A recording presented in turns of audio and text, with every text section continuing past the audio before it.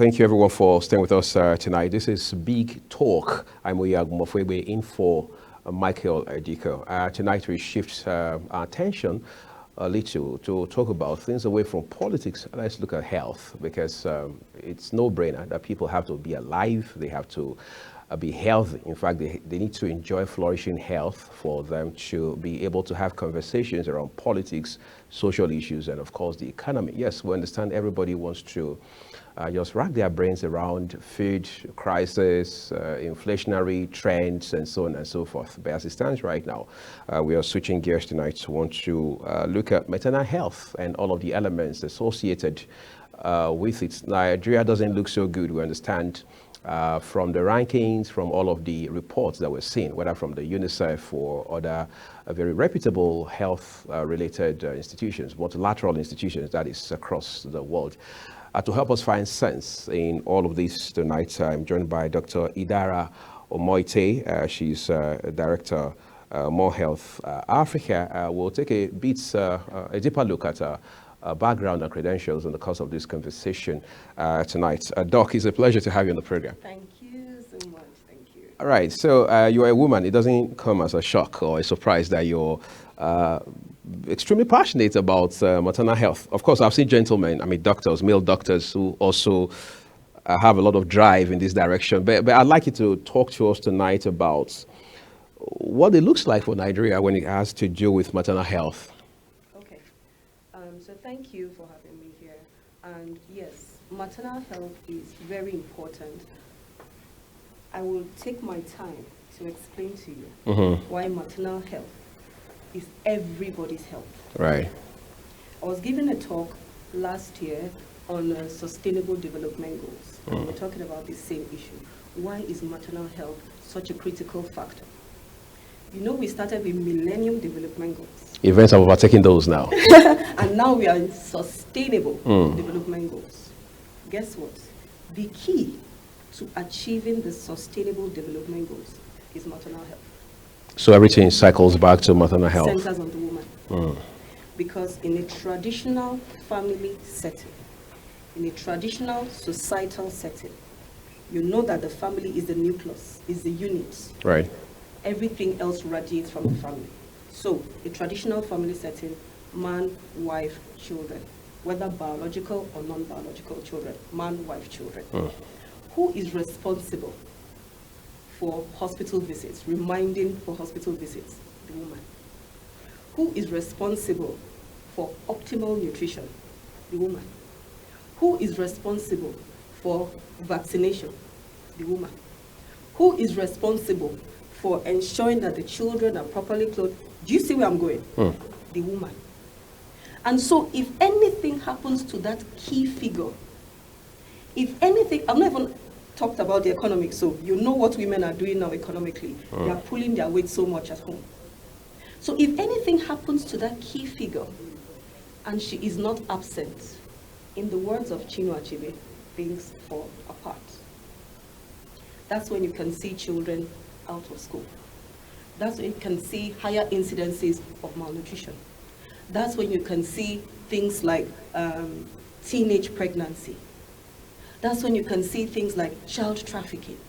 That's when you can see things like drug abuse, increased use, incidence of alcohol abuse, because the central figure that holds the home together is not there. So maternal health is everybody's business. Maternal health is everybody's health. Maternal health is central and key to achievement of the Sustainable Development Goals. I say it. Any country, any organization that is serious about achieving Sustainable Development Goals start from maternal health. When the woman is in a good place, when she's in good standing, when her well-being is sorted out, is spilled, it radiates like that. There's an exponential beneficiary effect to the rest of the family and society by extension. This is interesting. The dimension is quite, as they say, hydra-headed, right? Yes, but let's look at Africa as it stands today, Nigeria in particular, because I remember in 2015, at the twilight of the MDGs, I've spoken with a couple of doctors, more than half of them consultants at a teaching hospital, right? And the outcomes, I mean, the assessments, the evaluation didn't look so good with regards to how far we had come 15 years after, I mean, into the MDGs. Now we've started the SDGs, yes. And people are saying, look, no matter all the grammar we speak and all of the papers we deliver, all of the seminars and so on and so forth, it's just going to be a bunch of NGOs across the world converging, and we circle back to the usual. We take pictures, eat the meat pie. And exactly, for the gram, as I say, yes. What's the difference, really? Okay. So I'm going to remember your first question. Which is, I mean... Where is Nigeria? Yeah, exactly. In all of this. In all of this, right. Nigeria is not in a good place. Nigeria can be much, much better. In fact, we have some of the highest maternal mortality numbers in the world. How did we get there? It's multifaceted. I'll give an example. A woman lives far away from her nearest health center. It's not enough that it is far. The roads are bad. And every time she gets on the road, guess what? Bad roads, those gallopy roads can escalate or trigger a miscarriage. And they will blame it on village people. Do you understand? So it is not enough that it is quite a distance, the roads are bad as well, and then you know what's going on with transport costs. So she's thinking about all these things. She needs to pull her weight in the house. She needs to contribute. She needs to support the home. The time it would take for her to go and access antenatal care could have been deployed to economic activities that would at least put food in her mouth. I can imagine the point you're making. I mean, salient and valid, I must say. But we're going to hit a quick break right now. When we return, we'll stretch this conversation further. Do stay with us, everyone. All right.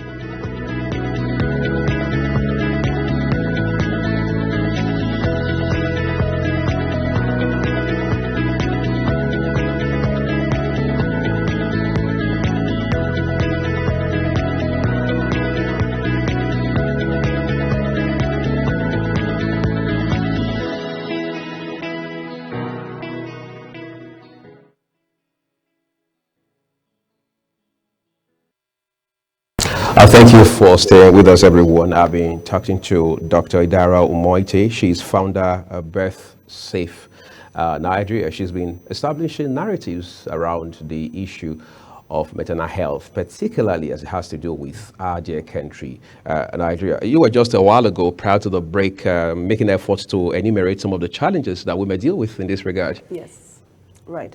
So the factors that contribute to high maternal mortality in Nigeria, because it is an established fact that we have a problem as regards maternal mortality. Do we understand it in practice that we have a problem? Yes, we do have a problem. We know we have a problem.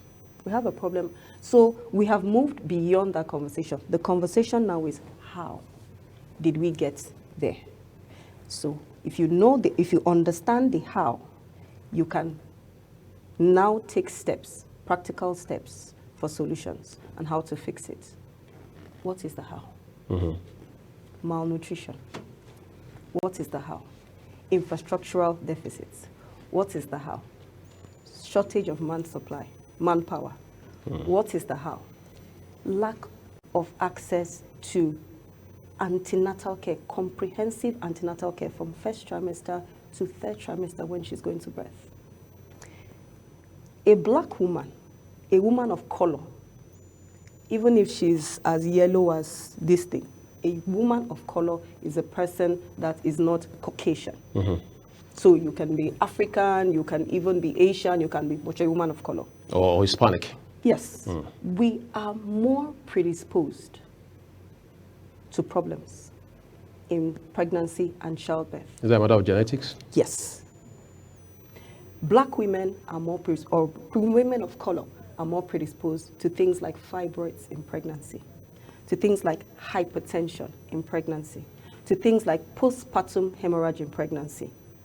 So pregnancy and childbirth is not the time for a woman to say, oh, she's not attending antenatal care. She's going to show up, because it happens a lot. She's going to show up 39 weeks or 40 weeks when she's about to birth. It poses problems for the mother. It poses problems for the baby. A lot of the times, the woman comes in severely anemic. They don't have funds to get blood. That is a problem. Because paradoxically, the more anemic you are, the more blood you are likely to lose in childbirth.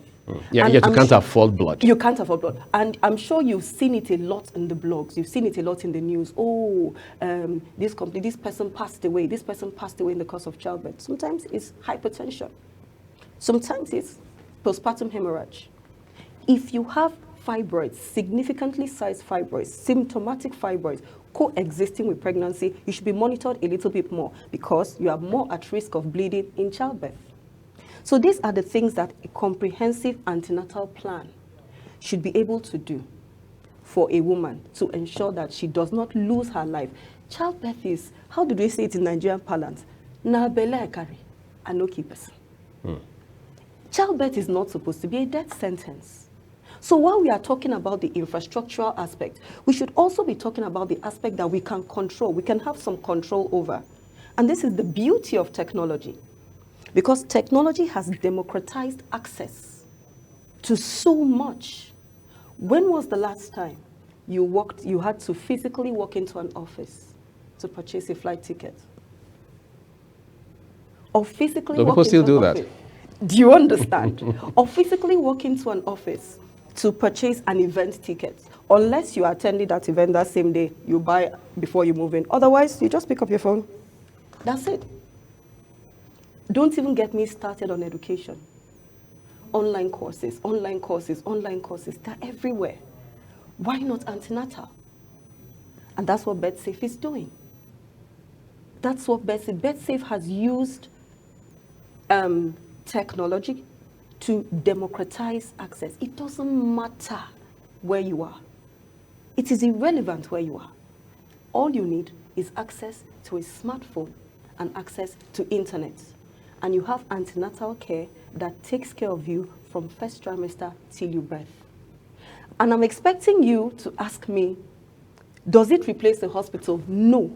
It makes you see the need for a hospital. Because guess what? So many women don't know that they should be going to the hospital. So many women still have the notion that, oh, let me carry this pregnancy, let me manage with it, and then when it is time, when it is 40 weeks or 39 weeks or 38 weeks, I will just show up. And a lot of times, there are very unpleasant outcomes. So antenatal, we are talking about solutions that can be implemented almost immediately. Very cheap solutions. We don't have to start from the gargantuan stuff. Yes, we know that there's so much more we can do for manpower. You see that our doctors are living in droves. The Jackpot syndrome, right? Oh my goodness. Oh my goodness. Oh my goodness. Departments end on end on end. Sometimes just one house officer, just one doctor. That doctor is overworked. That doctor is overstressed. That doctor is, smoke is literally coming out of that doctor's ears. And guess what? An overworked doctor, a stressed doctor, I will give an analogy, is like a stressed pilot. If a pilot is stressed and exhausted, will he be allowed to fly? No, that's a dangerous pilot. That's better imagined than Exactly. experienced. Yeah, obviously. But I'm going to, now that we're focusing on maternal health, Yes. I'm just going to, look at it from a different strand of the conversation, right? This is 2024, 24 years into a new millennium, and we still find pregnant women going to patronized TBAs, traditional birth attendants. Is that a feasible alternative? Because I was born into that practice. I grew up to know that practice and to think that, here I am, and it's still something that people do, even sometimes within the cities, not just in the rural areas. How do we also run circles around that sort of practice? Education, awareness, enlightenment. It is because they don't know. We have this notion that, oh, Nigerians are resistant to knowledge. It's not true. Or this other one you hear that black people don't like to learn or don't like to read. It's not true. If a black woman knows that this antenatal, that this plan, that this path can help her and her child to live, to survive, to be safe in pregnancy, trust me, she will do it, as long as it is not too inconvenient for her. That's why I started with talking about her own the infrastructure she has to deal with, and the hospital infrastructure. So the infrastructure she has to deal with, transportation and all of those things. So TBAs, we are talking again about convenience. For them, TBAs is a double combination, is a double whammy of convenience, next door, and familiarity. So this person gave birth to generations or birth to generations and generations of people that I know. So why not continue with the person? And they're just here. So they continue like that, a combination of convenience and familiarity. Now, if there were measures put in place to enlighten and inform the women, this is why you need to take antenatal, proper antenatal delivered by proper qualified medical personnel seriously. These are the benefits to you. These are the benefits to your baby. You don't want to end up as an unfortunate statistic. The women would attend antenatal. They are not resistant to knowledge. It's because they don't know better. So if the government says, okay, the way we drive vaccination programs, the way we say, okay, last mile, we are going last mile to ensure that every child is vaccinated. Sometimes they even go as far as giving incentives. Vaccinate, bring your child for vaccination, pay money, get some money. Refer somebody, get some money, just to encourage people to get vaccinated. Same thing. Youth leaders, women leaders, traditional leaders, these are things that we've done. We go deep in, and you're like, so government can come to us? Yes. You reach them where they are. You reach them through the channels. You're familiar with social media. You know that you're familiar with the rise of influencers. Influencers have the ears of their audience. It's the same thing in these last mile communities. There are influencers there. There are women leaders there. There are traditional leaders there. There are youth leaders there. Reach them, and sit down and say, these are the issues. Get these people on board. No forgery, no fakery. Present the facts as it is. And they will be the ones to tell you, it's true. They will start unearthing things. It's true. This other one we lost that we had to bury. This other one we lost that we had to cover it up. This one, they will tell you.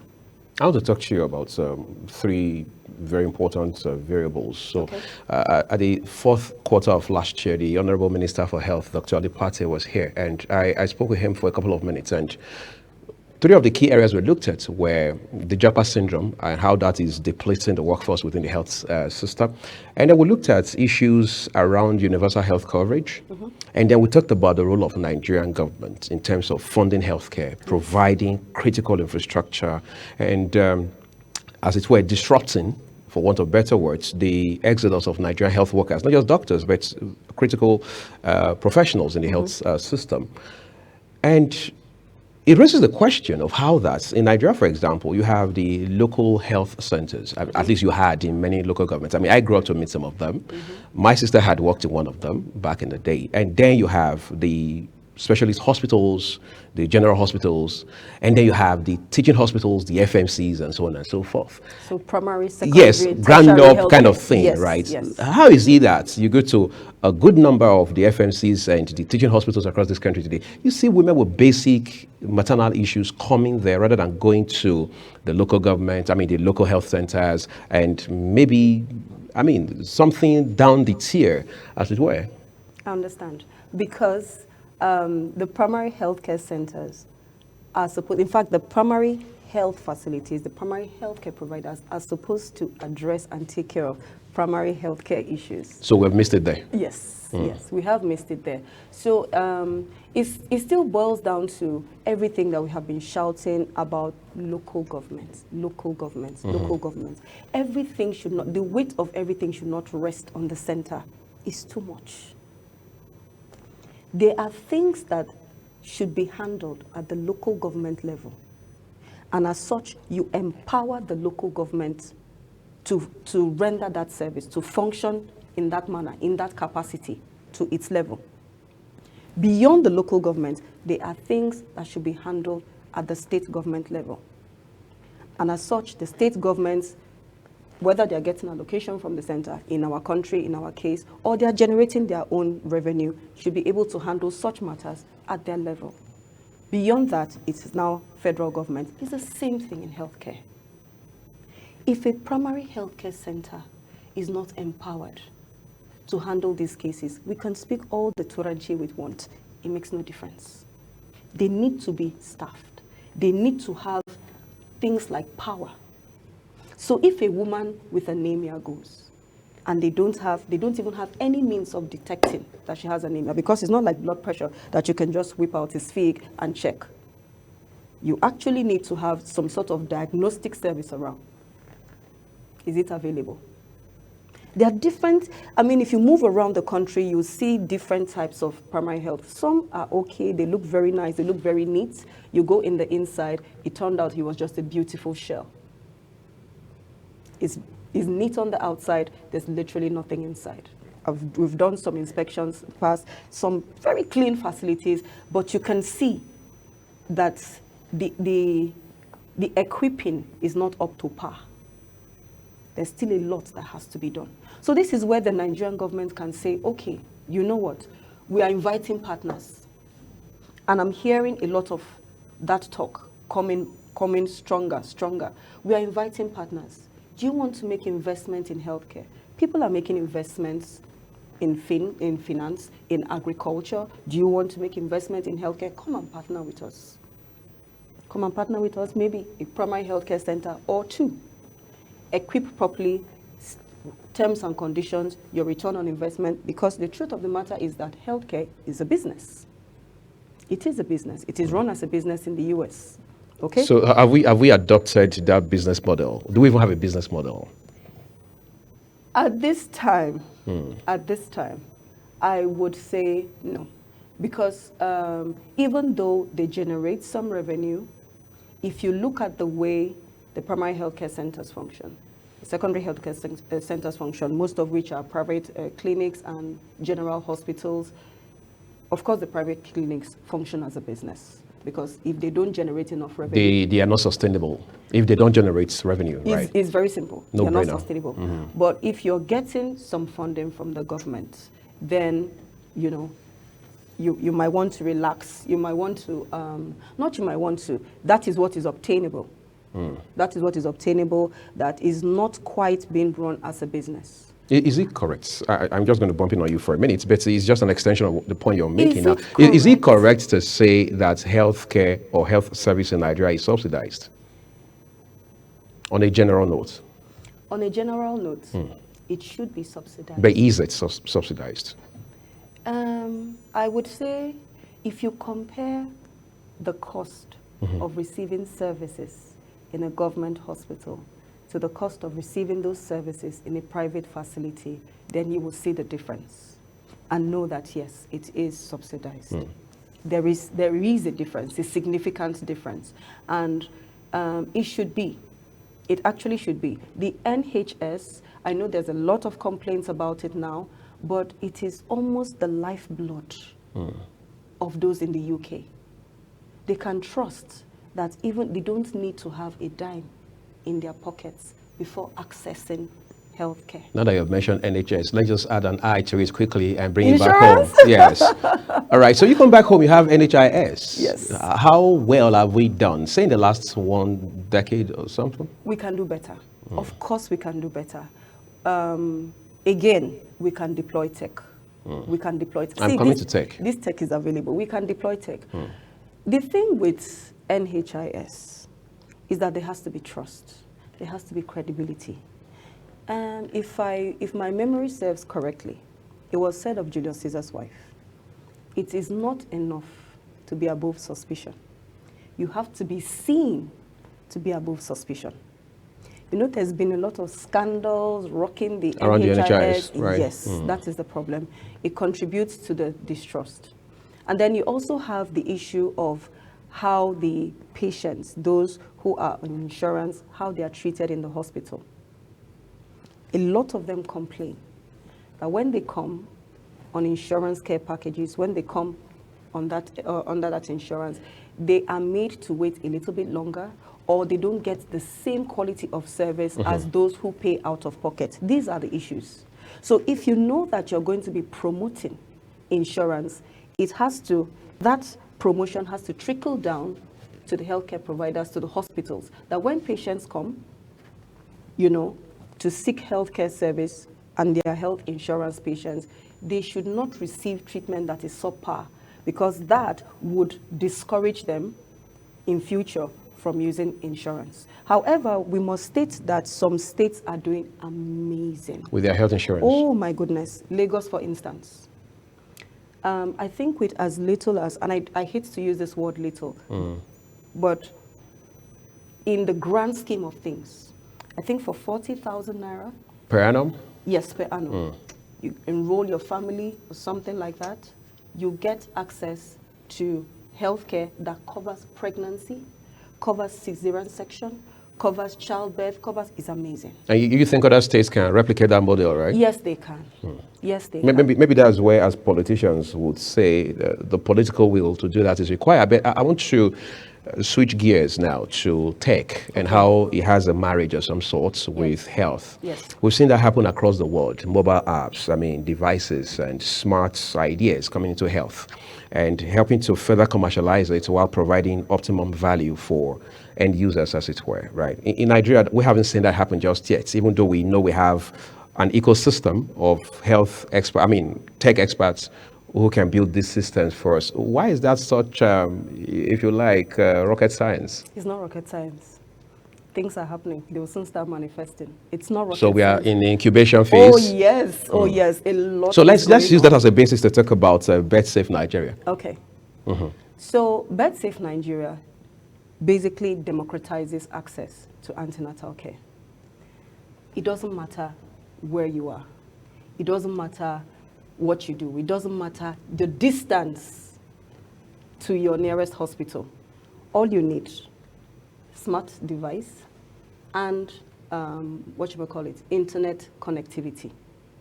And it's so good because the husbands, you know, you men like to say, we are pregnant together, we are pregnant together. It's not mouth. Come and learn what you need to do. It's amazing because the husbands are not embarrassed to be in the midst of hormonal women who are eating antenatal moi moi and antenatal tantrums. Do you understand? And they are, you know, he's not embarrassed. He's watching with his wife. He's learning with his partner. Even if they are not married, he's learning with his partner. You learn at any time. It's amazing because it gives the power to the woman to know that at this time, at this trimester, at this month, this and this and this is what I'm supposed to do. This is my pregnancy schedule. If I don't do this, there is a risk that this... Let me shock you. Do you know that as high as 40% of pregnancies, again, in women of color, are prone to miscarriage? Yes. And a lot of those miscarriages are avoidable. It is very traumatizing when you see women who experience miscarriage after miscarriage after miscarriage after miscarriage, or you see a woman, she has taken the trouble to carry a pregnancy to 37 weeks, to 38 weeks, to 39 weeks. She gives birth, stillbirth. They almost fall apart. It's a lot. So what BirthSafe does, BirthSafe helps women wherever they are in the world access antenatal. So these women don't go to the hospital clueless. They go to the hospital knowing exactly what they're supposed to be getting from the hospital. A typical BirthSafe mama will walk into a hospital, receive her antenatal supplements, look at it and say, this is not complete. It has happened so many times. Because she has awareness. And the doctor is like, how did you know? Madam, are you a doctor? Is your husband a doctor? She says, no, I know where I'm coming from. My supplements are not complete. Give me my complete supplements. And believe you me, they give them the complete supplements. Hospitals have reported that it is easier. If all pregnant women were like you, our jobs would be much easier. It's a good day in the office when you encounter a pregnant woman, no complications, no anemia, you're not running around looking for blood, you know, the child is not in distress, everything just goes beautifully, she gives birth, her baby is fine, she's fine. Wonderful day in the office. So it even makes the job of the hospitals far easier from the comfort of your home. You can stay in your house and let me ask you a question.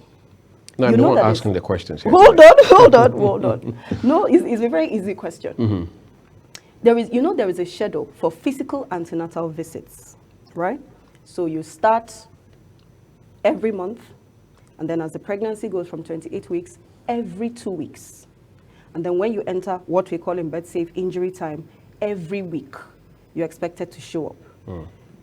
No matter how frequent those visits are, it is apparent that there are intervals. There are periods, in fact, there are long periods where she is not in the hospital and she's not interacting with the doctor. So it is just her and her baby. What is she supposed to do? That is where this round-the-clock antenatal monitoring and guidance comes in. Because even when she is out of the hospital, she still has access to antenatal guidance. Do this at this time. Check for this at this time. Go this way at this time. Excuse me. That's the beauty. So I keep telling them, you are the custodian of that child, not your doctor. No matter how fantastic your doctor is, you are the primary custodian of that child. You are the host of that pregnancy. So the onus is on you to know what to look for, to know what to do, when to do it, how to do it. It sounds simple, but it makes all the difference between survival and complications and possibly a loss of life, either to the baby or to the mother in pregnancy. On a final note, Dr. Dara, there are young girls right now, yes, whether or not they are watching, let's say between ages 13 and 18, they're going to grow up into full-blown women someday. Yes. In no distant future. What should they be learning going forward? Because they are also evolving biologically and otherwise. So what they should be learning? They should be learning how to own consent. With regards to maternal health. Okay, with regards to maternal health. That's right. They should be learning how to take care of their bodies. Because there are some mistakes you make as a younger person, and it could affect you when you're now ready to have children. Okay? So again, we are in an era where there's an explosion or implosion, if you like, of diseases of lifestyle. Diseases that have to do with the type of food you consume, diseases that have to do with how sedentary or non-sedentary you are. That's why we are seeing younger and younger persons present with diabetes. If you have, diabetes is a disease of lifestyle. We call it lifestyle disease. If you have such a condition like diabetes, it poses problems. In fact, it's associated with a higher incidence of miscarriage in pregnancy, a higher incidence of stillbirth in pregnancy, because the placenta is lesioned. Let me use that word, is lesioned. It cannot properly and adequately support the pregnancy. The baby is more prone to birth defects. The mother is more prone to instrumental deliveries, what we call belly births. Why? It started as far back as when this lady was younger, and she was not paying attention to her nutrition. She was not paying attention to her lifestyle. So these things can follow into the future. So what would I say to younger women? There is this notion that childbirth is scary. There is this notion that childbirth is almost a death sentence unless you're fasting 40 days and 40 nights. No, childbirth is not a death sentence. Our women birth very beautifully. In fact, we call it ice cream births. It's an oxymoron. The word ice cream reflects how sweet the births are. Imagine a woman giving birth and she's celebrating and dancing all over the place because of how beautiful the birth went. It boils again to antenatal training and preparation. So to younger women who are scared and who are worried, can I do it? Because they have seen older women who present with uterine prolapse. There are lots of complications that can occur in a woman's body if her childbirth process was riddled with complications. She can have fecal incontinence, RVF, rectovaginal fistula. She can have VVF, vesicovaginal fistula. She could have uterine prolapse. Yes, you see a woman come with a bulging pink mass out of her private part. That's her uterus. It dropped out. And that's abnormal, isn't it? No, it's not normal at all. It's not normal at all. So younger women see this and they wonder, can I do this? It's too stressful. Can I do this? Yes, you can. Does Birth Safe have a platform or some structure for training these young women? I mean, yes. Someday to be mothers. Yes, women who are not pregnant are in the platform learning.